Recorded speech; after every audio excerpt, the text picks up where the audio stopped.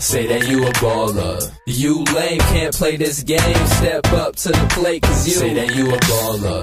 At the top, this is how I... Welcome on into the Rebound. Courtney Cox here with Darren Hartwell, and an exciting time to be in Boston. We've got three very good teams right now. Celtics giving new life after dropping 4 straight. They beat the Clippers last night, 113-102. We'll jump into that, but it is about to be the Super Bowl week, so we've got Pats, Bruins are on a roll. But let's talk NBA. Celtics giving everybody a scare. Yeah, I was going to say, it wasn't a fun week to be a Celtics fan. Correct. Certainly. But they've come back. But they've come back. So they lost 4 in a row going into that game against the Clippers last night. Finally righted the ship, I guess you could say, against the Clippers.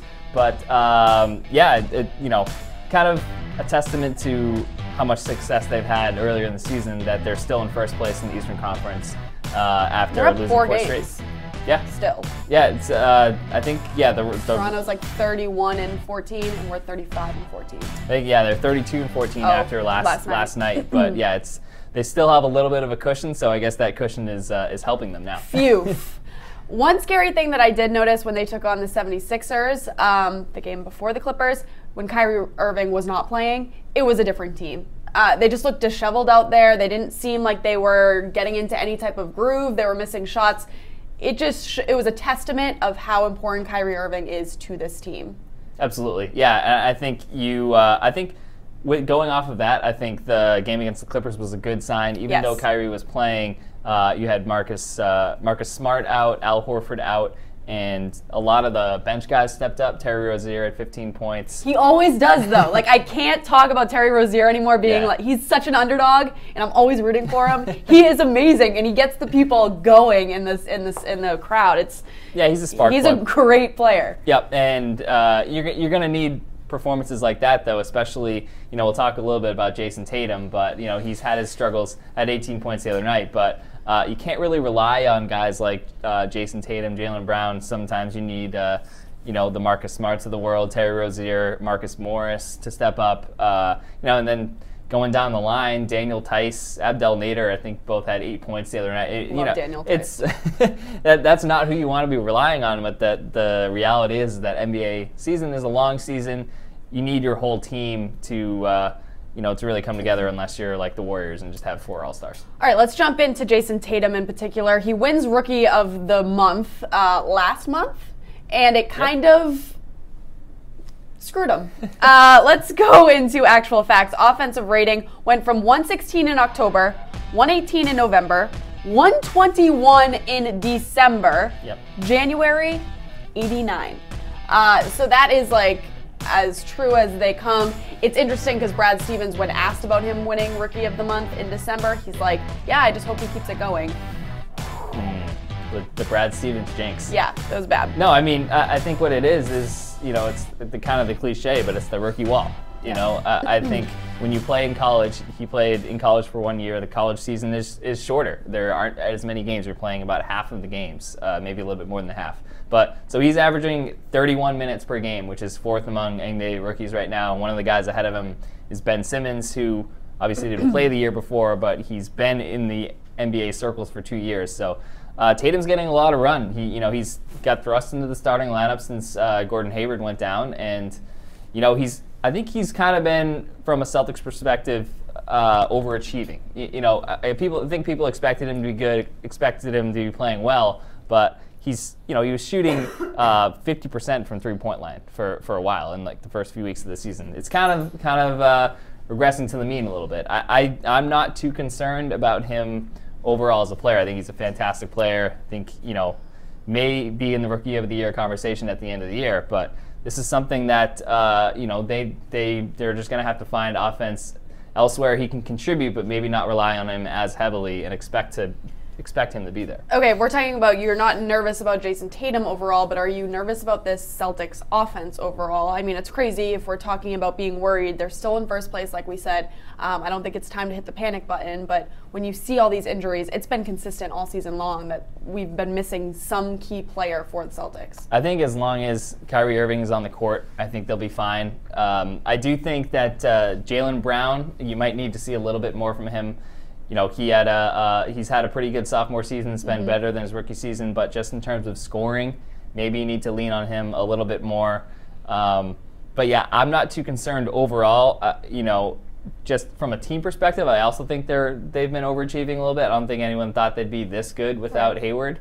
So I think they're in a good spot right now. I'm not too concerned as long as Irving's in the lineup that they, will finish out the regular season. Maybe they lose, they win like 60% of their games instead of like 70, as they were earlier in their season. But I still see them being a 1 or 2 seed in the East. All right, well, coming up next for them, they've got Golden State, which is always a scary thought, and they've got the Nuggets, which you should not overlook them either.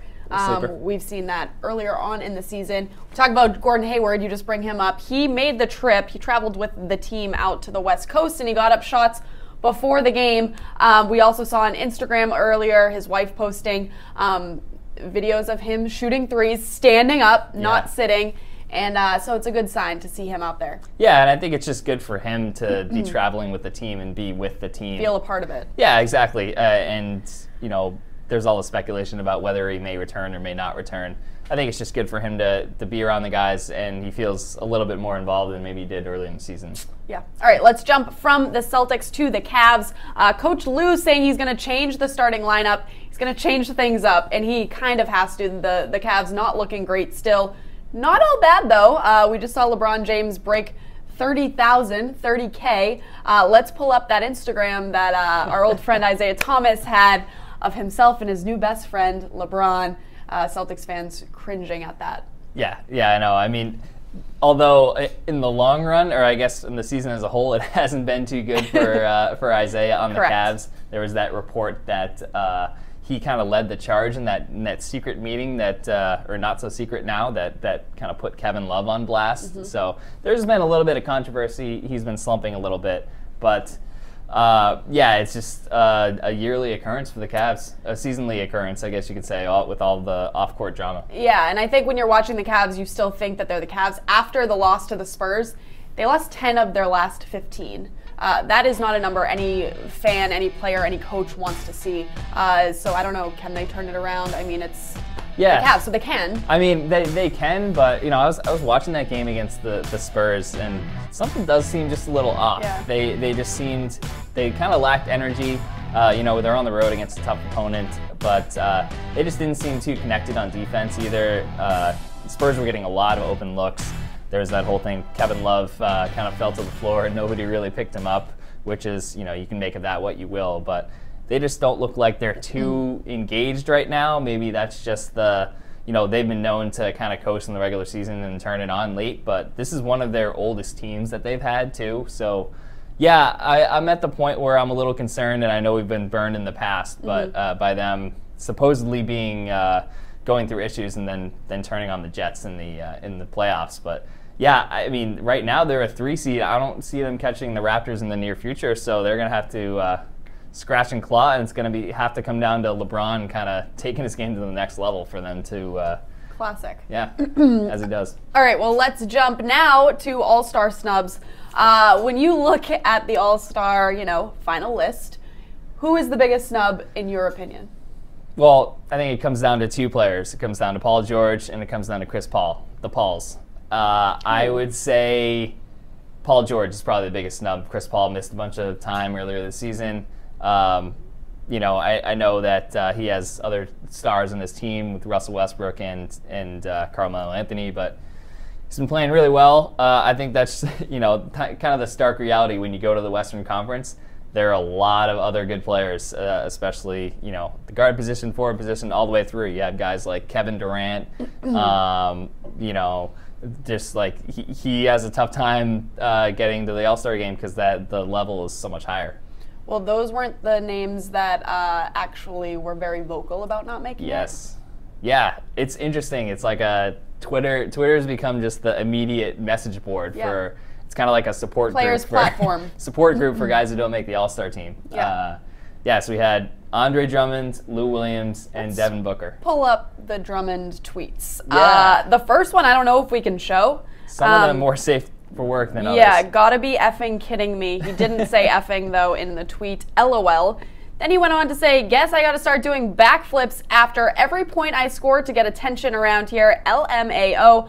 Another phrase that may not be safe for work. Oh, on to the next. Didn't think of that. Yeah, Lou Williams dropped just an LOL, so kind of similar there. And then Devin Booker, opinions over facts. Yikes. Obvious what he's talking about there. Yeah. Yeah, I think a lot of the players don't really like how the All-Star voting shakes out. I know Damian Lillard's always been critical of it. Now Damian Lillard's on the All-Star team, so he's been conspicuously quiet. Yeah, he's fine with it. Yeah, this is gonna happen every year. You bring up Damian Lillard. Last night during the Blazers game, Pat Connaughton, Boston native, had an unreal dunk highlight game. So go check that out if you get a minute. It was nuts. Yeah. But let's talk. You bring up All-Star Break. There will be a meeting between refs and players. No better time than right now because it seems like things are getting way out of control. Kevin Durant versus Refgate, if you will. This thing, I mean, he was mad after he got ejected 4th time. That's a league high in the Warriors-Knicks game. Yeah, that's kind of crazy that a guy of that, a player of that caliber he's gotten ejected more times than any other team has ejections. Yeah. Everyone else is at 3, and then the Warriors have 8 ejections, and he has half of them. So pretty wild. Yeah, he thinks the refs are kind of out to get him now. He called out the official the otother night saying, like mad at halftime, came out. Yeah, he basically said he went into halftime with an attitude and came out with an agenda to tee me up. Yeah. I think this is just on both sides. It's not a great situation. The players feel like the refs are not giving them the time of day, but from the refs' perspective, the players are just yelling at them the whole time, and I can kind of see both sides. Yeah, you see both sides, but I mean, I don't know where things kind of cross the line. Like, this isn't anything new. Players complaining to officials, complaining to refs, and then the refs going back and forth with players. Maybe the players' issue is that in the past you've had refs kind of have that banter with them and go back, and now they're just like shutting it down. Yeah. I think that's kind of the crux of the issue. So KD did go on later to say I was being an a-hole. So he kind of apologized semi. And then you have Blake Griffin in the Clippers game the other night, in the Celtics Clippers game, throws the ball at an official. It was kind of, so he's trying to give the ball to the official, but he kind of throws it pretty hard, skips between the official's leg. The official tees him up, and then he says, basically, the cameras caught him saying, "I gotta pay money because you can't bleeping catch." Yeah. So there's that. That's not going to. He's not exactly being a diplomat there for the relations of the players and the refs. Yeah. I mean, it is a lot of money when they get fined, though. Yeah. I mean, and everyone says they're NBA players, they can pay afford it, but yeah, it's not a good look for.